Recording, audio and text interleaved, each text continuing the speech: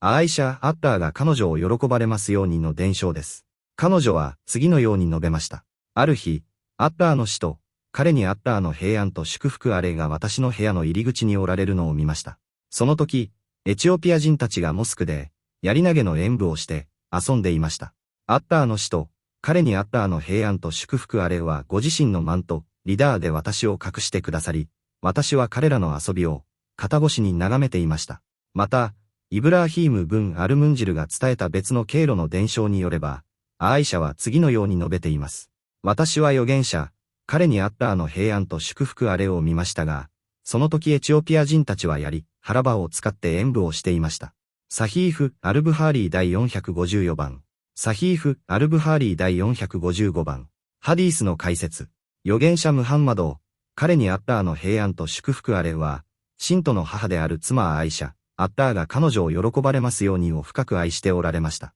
預言者の彼女への接し方は、円満な夫婦関係の最高の模範であり、妻の年齢や心情を思いやり、許容された範囲、ムバーハで彼女の願いを叶えるという多くの教えを私たちに示しています。このハディースでアイシャ、アッターが彼女を喜ばれますようには、ある日の出来事を語っています。預言者、彼にアッターの平安と祝福あれが彼女の部屋の入り口に立っておられた際、エチオピアの人々がモスクでやり、腹場や投げやりリマーフを使って演舞を行っていました。預言者、彼にアッターの平安と祝福あれは、隣に立つアイシャが彼らの武術の演舞を眺められるよう、ご自身のマントで彼女を覆って隠してあげたのです。法的な長は、武器の傾向と演舞。このハディースは、以前に学んだ、モスク内で矢尻を露出させてはならない、という禁止のハディースを補足限定するものです。一般的な規則、他者を傷つけないよう、武器を剥き出しにして持ち運ぶことは禁じられています。特別な例外、モスクの広場などで、